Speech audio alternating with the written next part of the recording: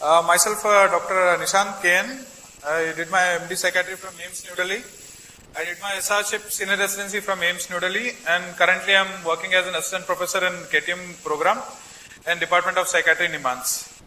Today we will be discussing about boundary violation in clinical practice, and this presentation is shared by Professor Suresh Badamat sir, and he is a professor and head of community psychiatry and head of telemedicine center, and also consultant forensic psychiatry.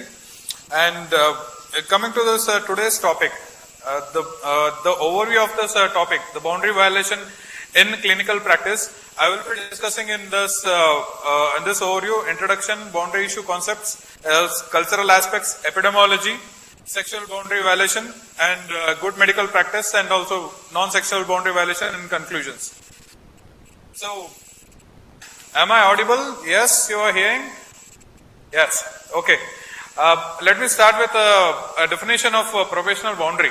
The limit of appropriate professional behavior, translation of which involves the therapist stepping out of the clinical role or breaching the clinical role. Okay. It is expected and accepted emotional and physical distance between the practitioner and the patient. And this boundary, it is derived from ethical obligation that we have for our profession, and the morality, culture, and also the legal system. Okay. The presence of the power imbalance makes the patients vulnerable in any clinical practice. It is also true for the staff and the colleagues also, because there is a professional imbalance between the staff and some of your colleagues also. Any violation of boundary can affect the trust in patient-doctor relationship, and by maintaining appropriate boundaries, the physician mitigates the risk of complaints alleging professional misconduct. And also, in the same way, if we maintain appropriate boundaries, it is also good for a patient-doctor relationship, and also it maintains the trust in this relationship. Coming to the concepts, there are concepts put forth when we are dealing with this boundary issues. Okay, boundary issues, there can be boundary crossing. It is a deviation from a classic therapeutic activity which is harmless, non-exploitative, possibly supportive of the therapy. This is called boundary crossing. Okay, it commonly happens in psychiatry. To give some example, like in psychiatry, whether it is a psychiatrist or a psychiatric social worker or a psychiatric nurse, it is common practice to have a mobile number of all the psychiatric workers to the patients, to give the mobile number to the patient. But in other clinical streams, if it is considered, probably it can be construed as a boundary violation. And also, we sometimes have to check the patient regularly because of the long duration of treatment. It is sometimes we have to contact the patient, which can also be considered as a boundary violation, but it is still in the gray area. So this is called boundary crossing. Okay, it not necessarily be a violation, it is just a crossing. But boundary violation, it is harmful and potentially harmful to the patient and the therapist and the therapy, and it constitutes exploitation. It constitutes the exploitation of the patient with the power imbalance that is present between the doctor and the patient. Okay, there is also a thing called fiduciary relationship. This fiduciary relationship in healthcare, a fiduciary in healthcare is one whose actions are worth of trust. The fiduciary partnership, it is characterized by sincerity without reserve and loving care. And it consists of a components such as altruism, beneficence, non-maleficence, and compassion. These are all this fiduciary relationship to be a viable thing. All these components needs to be in a proper order for a relationship to be developed and to be sustaining. Coming to the cultural aspects when dealing with the patients, culture has been an integral part of healing process from ancient period. A good medical practice should always incorporate culture of a region to be relevant, or else we will risk alienation. Some ethnic groups have reservation about some part of the examination while getting examined by a doctor, and also there can be the token of appreciation also. Like some may be providing gifts, and some may giving it is in kinds most of the time, which is usually accepted in a cultural aspects, but still it can be construed as a boundary crossing or boundary violation. Okay. In the same way, there are culturally accepted gestures or a touch or that can border around the ethical boundaries, but still in a cultural setting, it is very highly unlikely that you can't avoid these things, but still it can be considered as acceptable. Coming to the epidemiology of boundary violation, there are many studies which have many different methodologies to whether it is a non-patient violation, patient non-sexual boundary violation, or patient sexual boundary violation. Altogether, you can sum it up as the epidemiology. It is up to for sexual violation, it is up to 10%, and for non-sexual, it is around to 50-60%, depending upon how you define non-sexual boundary violations. In this, if you consider as a whole population, practicing doctors, 93% of the boundary violators are men. It is more inclined toward men, but there are a possibility of female doctors or female professionals also crossing the boundaries or boundary violators. And mostly they are between the age group of 40 to 49, that is up to 48%, and 63% were married. I'm quoting this from an article from Books et al. From 2012. In this article, they see that psychiatrists represent a higher prevalence of 22%, followed by family practice and internal medicine. Yes, it is, as you can see, it includes everything, like patient non-sexual, patient sexual boundary violation, and predominantly because of the nature of a psychiatry practice, the kind of interface we have with a patient, there is a blurring of boundaries at some points where crossing the boundary can also be misconstrued as boundary violations. So in that sense, it has been a well documented thing. And also 56% indicate that 56% physician has told that patient sexual contact has never been discussed in their training. It is an old study, but still it is a relevant study in which the number is very huge, that is 56%. And only 3% has acknowledged that they have undergone training or they are continued in training in the matter of patient sexual contact or boundary violation, all these issues. So you can see the problem that is in the community, in the doctors community, that the unawareness or lack of training, which creates a huge, which can create a huge problem in the future. Coming to the perception, this one study, it is not a prevalence study. It is a postal survey that was conducted among mental health professionals, in which the respondents were given a questionnaire, and based on the questionnaire, the data was presented. In which one interesting data which was presented in this study was number of respondents who felt that some behaviors by doctors or therapists under certain circumstances do not constitute as boundary violation. So they agreed that some of the things are acceptable or some of the things are okay, like taking gift for personal use from patients, becoming friends with patients, accepting free services, actively socializing, undue disclosing about self, and inappropriate touch, sexual talk, jokes, and other things. All the things there was the percentage was nil, but rest of the things had at least one, starting from 1% to 15%. Okay, so in the meantime, if we before going further, do anyone has any questions or any discussion regarding all this thing that has been presented?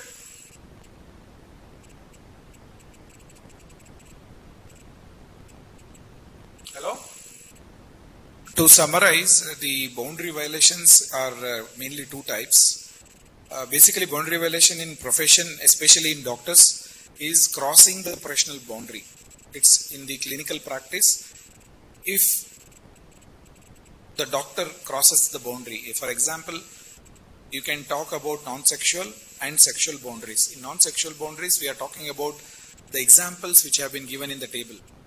If the doctor takes gift, usually the patient, when they become well or after a surgery, they will come and give chocolates or it may be sweets. Is it a boundary violation?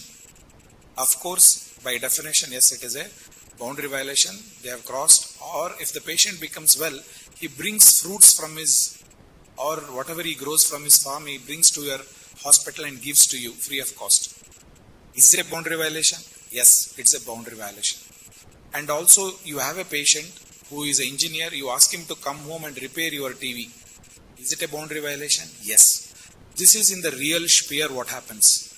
There is another boundary violation, non-sexual boundary violation, which occurs in a virtual world where patient becomes Facebook friend, you start chatting. It may into romantic or may not go into romantic, but the lot of personal exchange occurs.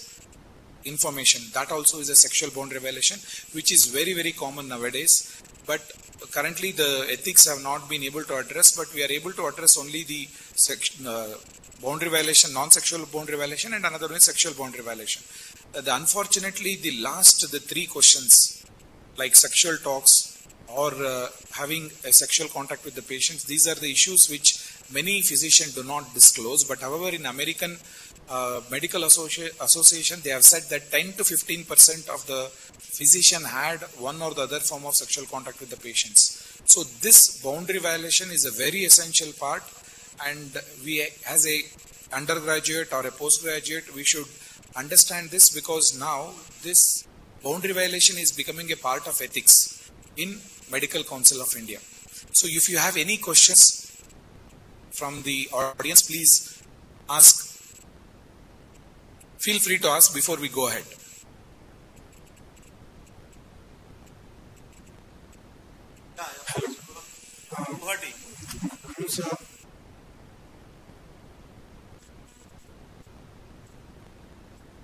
Guwahati Medical College, we are here to hear you. Yes, sir.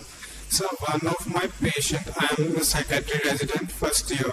Sir, he wanted to be, he was here for substance abuse. After getting discharged, he invited me to his home for dinner. So is it a boundary violation? Yes, if you see the invite, it will not, just the invite will not consider as a boundary violation, but if you participate or if you go, or then it will be considered as, definitely it will be considered as a boundary violation. It's a non-sexual boundary violation. Hello. Yes, doctor. Hello. Okay. I am finding this topic very interesting about the boundary violation, because boundary violation is not very uncommon if we see. But I have seen that in fact, I would doubt the study which has been quoted in the year 2012, which said that these are the males only, or primarily these are the male who are the boundary violators. But among female doctors also the boundary violators are very common, especially if you go to the gynecology side. Whenever there is a childbirth, the doctors are frequently receiving gifts. I think this also constitutes boundary violation. And secondly, the patients having any kind of services from the patients in return, or just because we don't know them through the clinical relationship, that also constitute a boundary violation, which often we call as the dual relationship. That we are providing services to the patient, and in return we are expecting the services from the patients also. Maybe that if a milkman is our patient, and we expect that the milkman should now provide us milk at a subsidized rate in comparison with what he's providing to others. That is also sort of dual relationship, which is again constituting the boundary violation. Thank you, sir. The points you quoted, it is a valid point. Let me tell you briefly about the study that I am quoting. This was a study of a community in which it was done in a physician health program. It means every physician who has been referred for a physician health program, in them the component of any boundary violation that has been seen, they were recruited for this study. So yeah, there is a bias in this study. There are some civets in this study, but I am just quoting as an example. And also, if you go by that thing, the documentation, if you go by that thing, there is always the percentage is always leaning towards men rather than women. But yeah, both are equal. There are equal possibilities for both men and women to have a boundary violation at any point. Yes, sir. Your point are valid, sir. Anyone else? Thank you very much, sir. Anyone else? Do we have any I data think- regarding Yes. boundary regarding the Yes. violation in India compared to Western countries? See, the boundary violation data per se that I have quoted recently, the data, it is uniform like 10% for sexual boundary violation and also non-sexual boundary violation. It depends on the definition. How you define a non-sexual boundary violation, it can vary from 30% to around 70%. But overall, the percentage remains the same. And the other thing is the reporting, the studies which have been done, it may have methodological issues in the studies which can vary this percentage. But overall, I am presenting a single data right now. Okay. Currently, we don't have any Indian study regarding sexual boundary violation. Many of our doctors have not accepted that they are doing it, but indirectly we are able to see many of our doctors have married their own patients. So even in your medical college, if you do a simple, what we call it as observation, there will be many doctors who would have married their patients. So that itself will act as a boundary violation actually. Okay. Any other questions?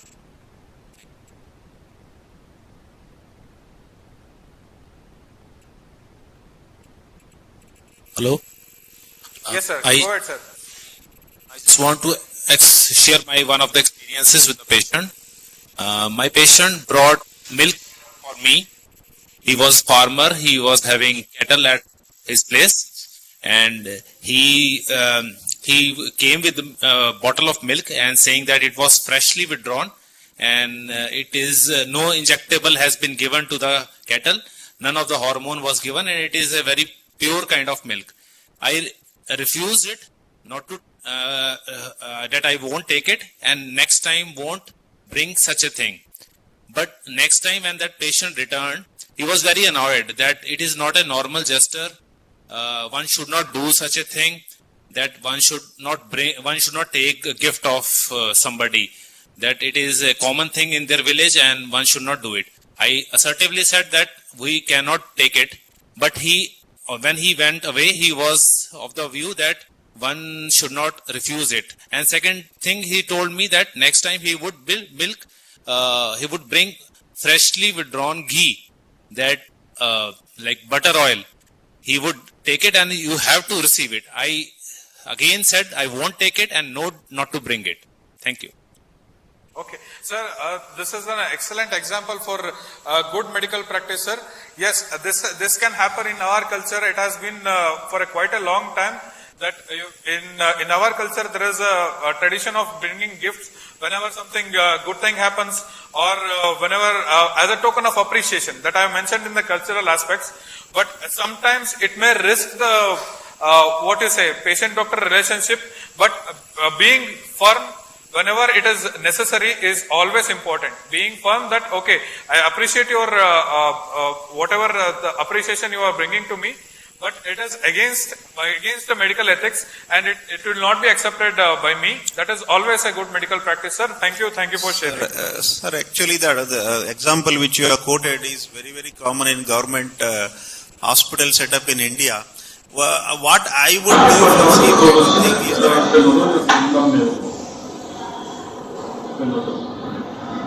what I would do generally is that, see, our institute doesn't allow me to take this thing. Okay, our hospital has a rule that we should not take from you anything, including sweets from you. This is the way I try to convince the patient. Often they agree and they get very angry on administrator. Why they do all these kind of rules? But that is okay. But at the end you say that escape saying that hospital doesn't allow me to take this thing, rule is there. So majority of the patients will agree in that point of time. That's how I deal that way.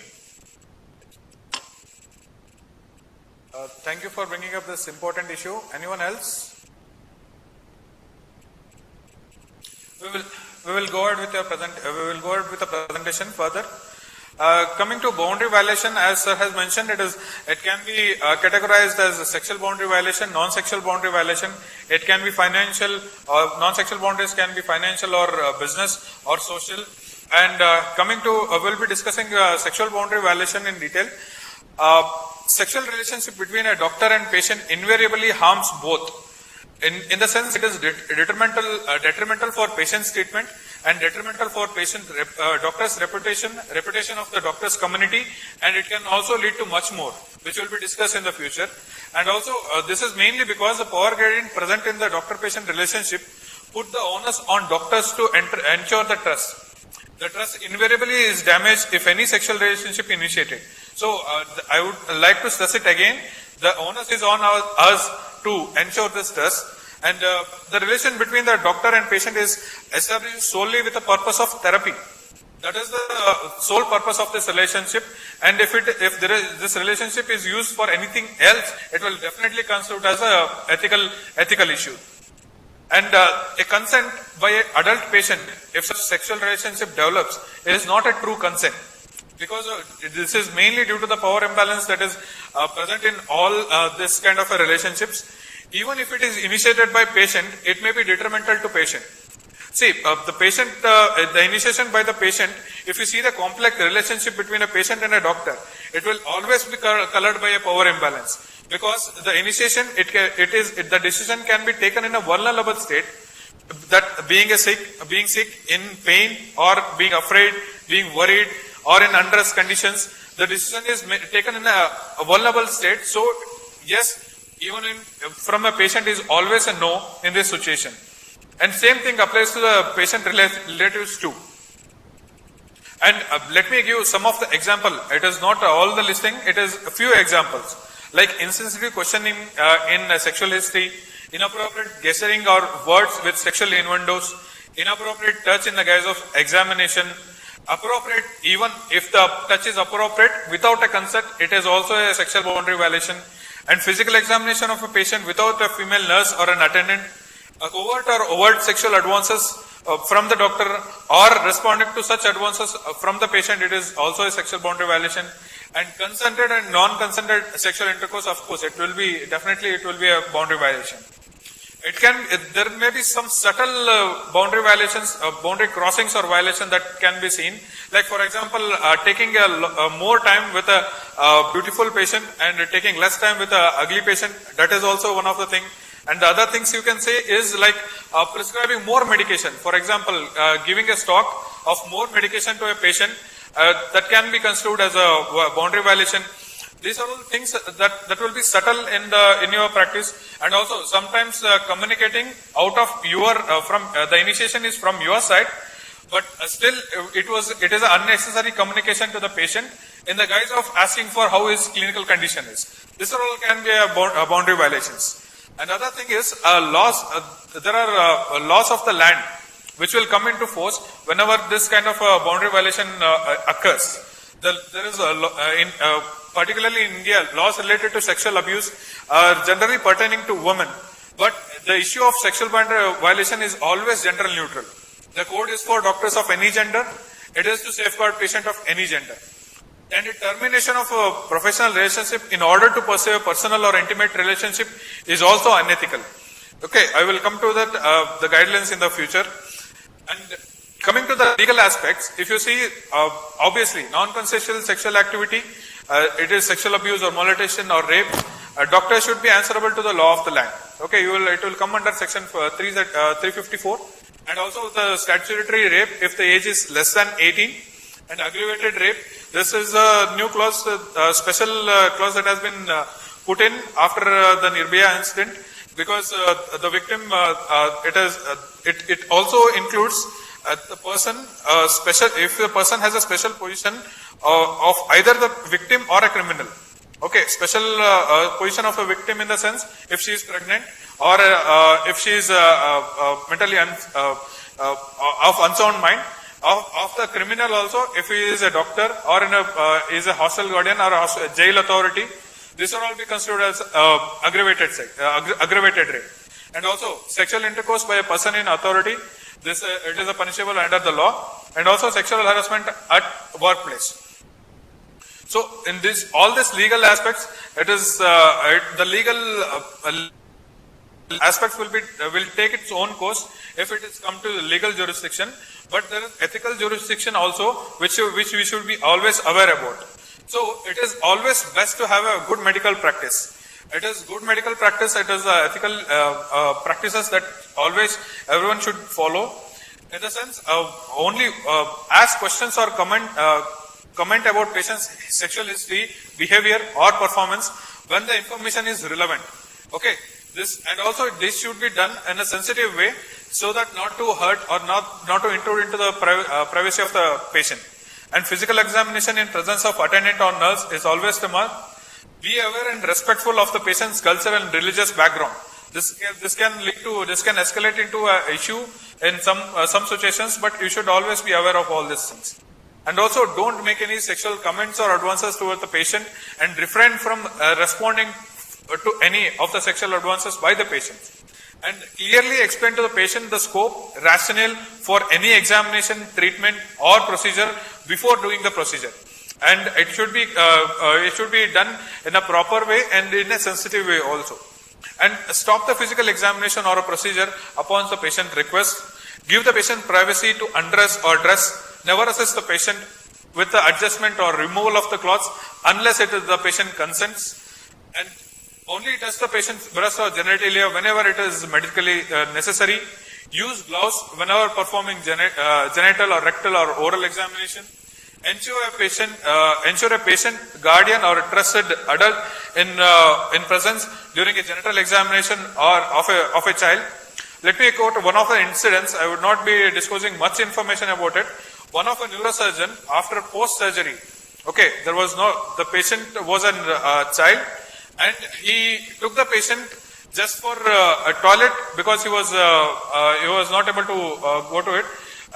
But this issue escalated, and the doctor had to go through the internal review committee because of this. It may be altruistic from the point of the doctor, but it is always safe to ensure that patient, guardian, or trusted adult is present whenever you are examining a child. And other things are, if the patient needs to be sedated, a nurse should be present during the induction and recovery of anesthesia. If at all, let's say, like a time frame which it is always given for termination of a doctor-patient relationship, it is arbitrarily set as 1 year at the very least after termination of the doctor-patient relationship for a former patient, if at all there is a necessity for a relation or romantic relation to be built in the future. And also, ethical obligation is always present for reporting unethical conduct by a colleague, because it can hamper the reputation of the community, and also it can be detrimental to the doctor also.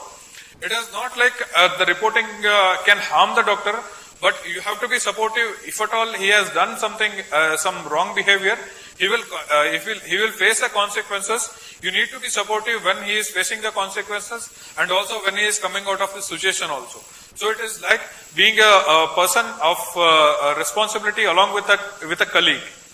And if it is involved, if a child is involved, the reporting is mandatory, or you will risk imprisonment. And all the guidelines, it is drafted by Indian Psychiatric Society as guidelines for doctors on sexual boundaries, and MCI has accepted these guidelines, and you can go through these guidelines. It is available widely on the net. And coming to non-sexual boundary violations, like financial or business, borrowing money from the patient, entering into business relationship with the patient, soliciting patients to make donation to charity or political parties, or like some of you gave an example, like accepting or accepting discounts in their business, or accepting services. These are all the things will come under non-sexual boundary violations.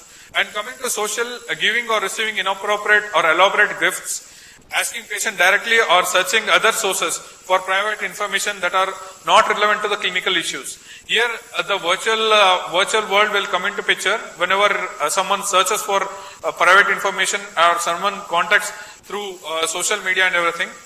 And asking patient to join faith or personal causes, these are all things will come under non-sexual boundary violations.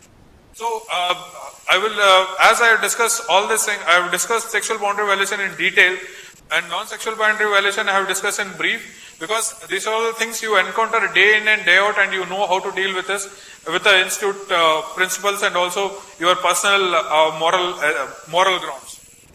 So, let me conclude my presentation with, see, medical community has an extraordinary and complex interface with the public. This complex interface was in the foray in the recent times in West Bengal. It has happened. The interface has resulted in many things that was not supposed to happen. But this interface, which leads to boundary violation from both sides, and we should be aware about our responsibility to safeguard the relationship for the sake of both patients and doctors. The discussion about doctor-patient relationship, knowledge about boundary violation, good medical practice is a must in all settings. See, the corporate, if you go after the Me Too era, the corporate settings have made it compulsory for everyone to have a workplace ethics or workplace do's and don'ts. And this similar kind of a discussion should always happen in a medical college, medical setting, in every clinics, in which these things should be discussed in detail. And this kind of a workplace thing is still in NIMHANS. It is there, a program like workplace ethics do's and don'ts. It is discussed with every staff and every new coming residents. Everything is done, and many medical colleges have followed this thing, and it is of a paramount importance to safeguard the interests of the doctors, patients, staff and institute, and it is always our responsibility. Thank you. Now it is open for further questions, comments, suggestion, advice.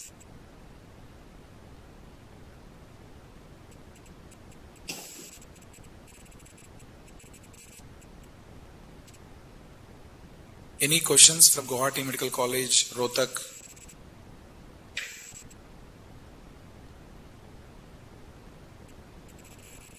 GMC Nagpur, any questions? Or any comments?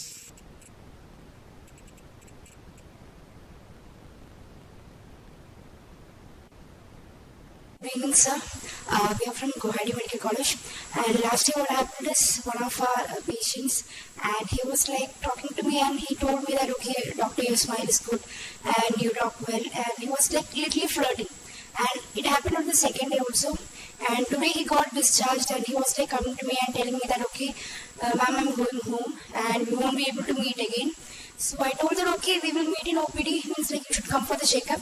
So he's like, okay, ma'am, will you be in OPD? Okay, we will meet there. So how should, means like if it happens later, how should we respond to these patients? Okay, this is probably most of the doctors have encountered this kind of situation in their practice day in and day out.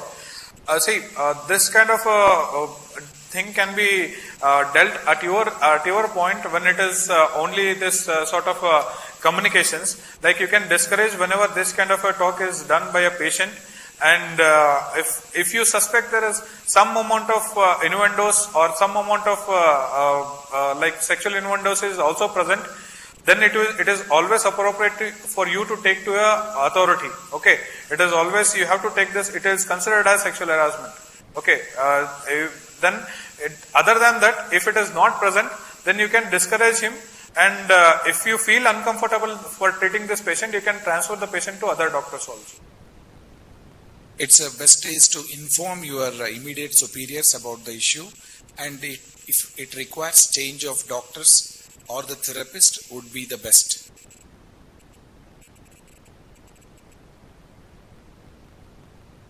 Any questions from AIIMS Bhubaneswar, GMC Nagpur, Lady Harding?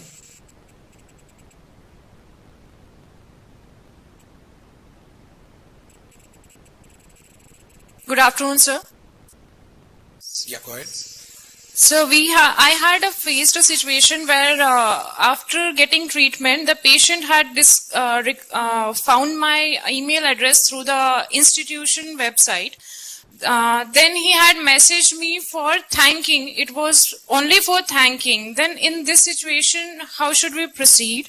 And the other question is, if we pay for the, if there's a patient who has taken treatment, but if we accidentally go to that shop and we pay for whatever things we want, does it mean boundary violation? The first question you asked is email, the person has sent you a thanks, do not respond. Keep it at that level, that's it. No need to say, yes, thanks for sending a mail, no need to respond to it.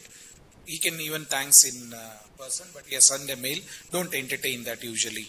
That is A. But he has done, you just ignore the mail. A. B. You have gone to a shop and you find that he is working there or the shop belongs to your patient. Yes, you without your knowledge you have gone there, and you can, if you have an opportunity to come out, fine. Otherwise, you go ahead with your plan. And then, since it is unawareness, so it was never a planned event. So it's not a boundary violation. If possible to come out, it's fine. If you are deliberately doing because he has said that I am working in the Forum Mall, sir, I am a manager, you come there, I will give you discount. Yes, that is a definitely boundary violation. Without your knowledge, you have gone there or you found there and you realize the billing, then it's not a boundary violation. You come out easily. Here, the shopping thing, there is a difference of opinion there. For example, if my patient is a seller,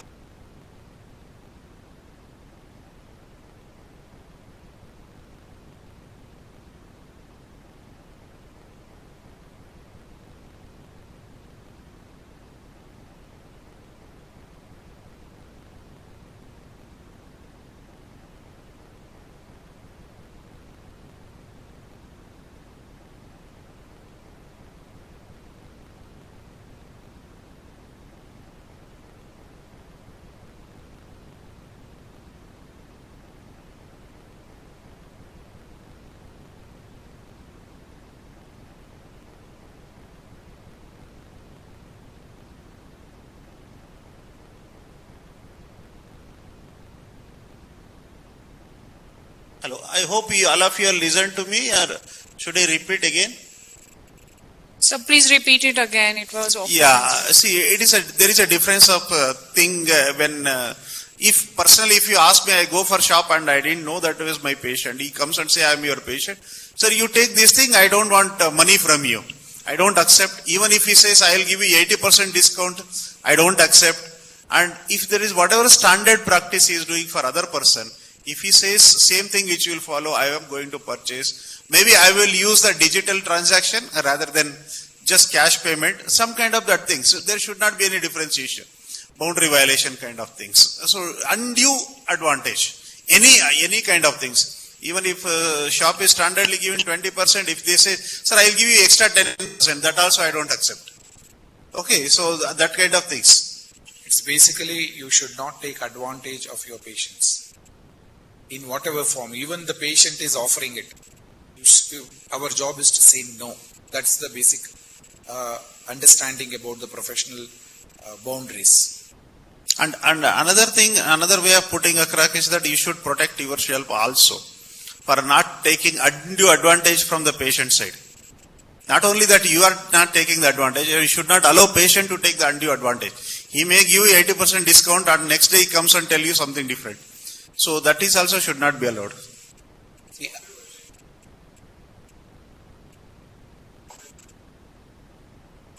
Yeah, the another one important point our team member is also mentioning is the whatever boundary violation is not only with the patient and the doctor, the patient's family members.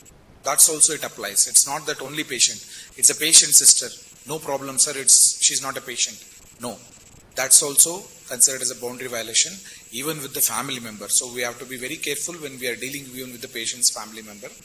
But the more than the physical world, we are seeing more of boundary violation in the virtual world. Taking patient's photograph, uploading in the websites, uploading in social media. This is going to be a digital imprint which you are going to leave behind, which will haunt you later. So whenever you are taking any photograph, video of a patient, either you take a consent or don't do it. If you do it and you are caught, definitely you will be held responsible.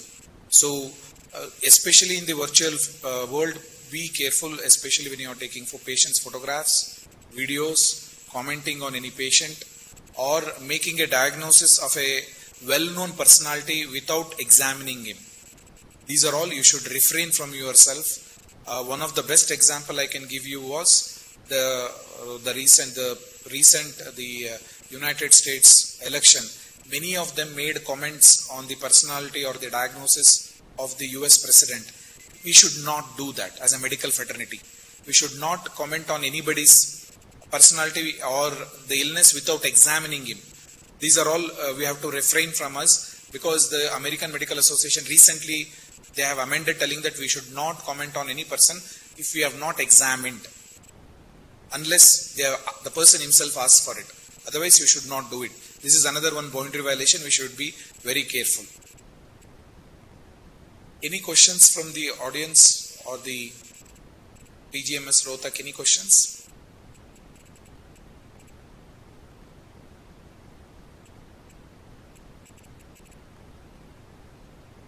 This is very interesting to know about the boundary violations whenever the doctor-patient relationships are concerned. But I have seen that there are a lot of boundary violations issued at the workplace also. See, as in many times that female colleagues are often blaming the male colleagues. There have been some kind of issues among them, and where the male colleagues have violated the boundaries. How to approach these kinds of situations? If I may, sir. See, that kind of boundary violation that comes under harassment at workplace, it is always rooted through an internal committee. First, it will go to the internal committee, and if at all it is required, it can be taken further also. And of course, there is always a legal option for it. The other thing is, there is also civil. Usually, the other sexual abuses, the law will be always, it will be a criminal case. But if it is workplace, then it will be both civil also. They should be aware that they will get compensations also.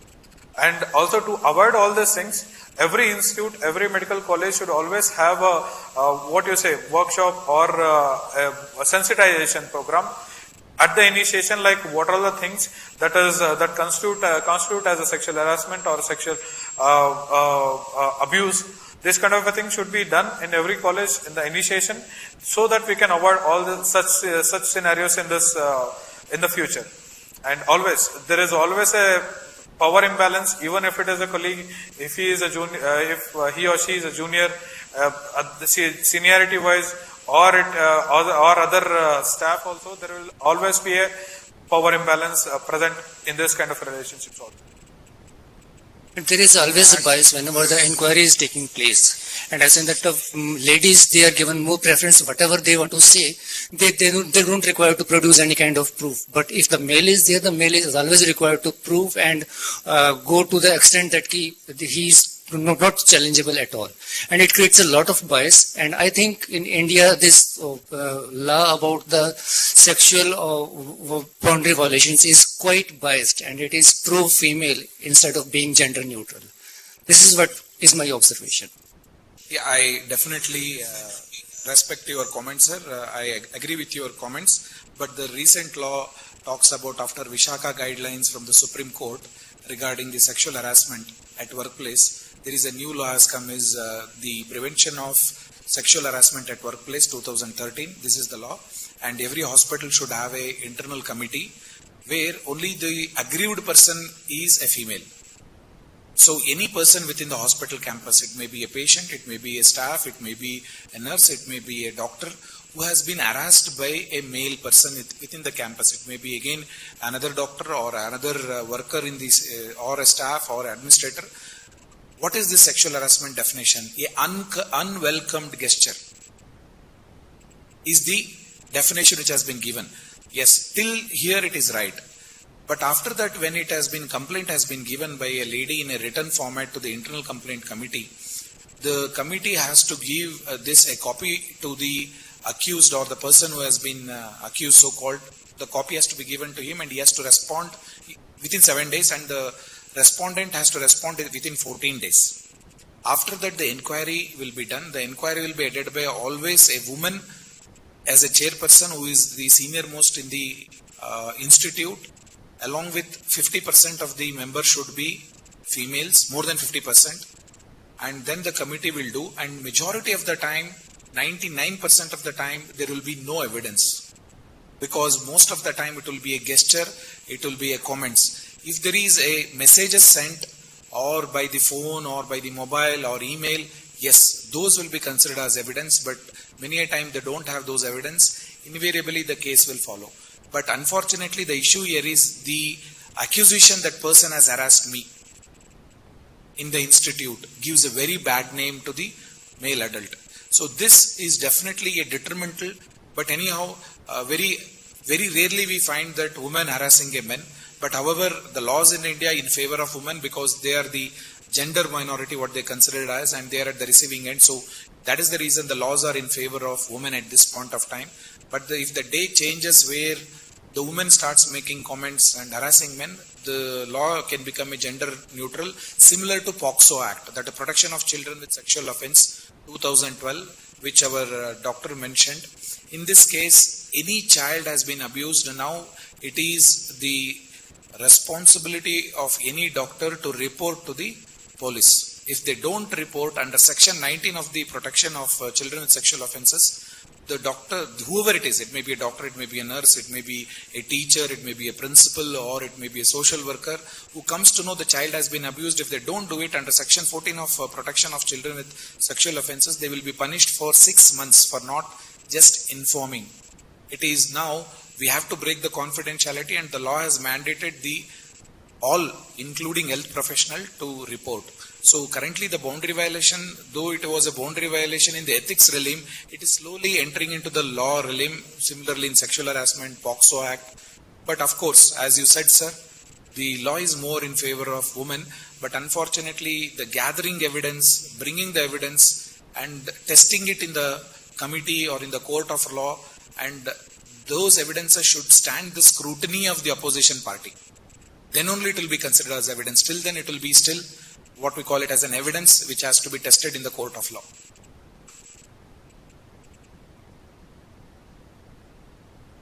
Any more comments or any questions?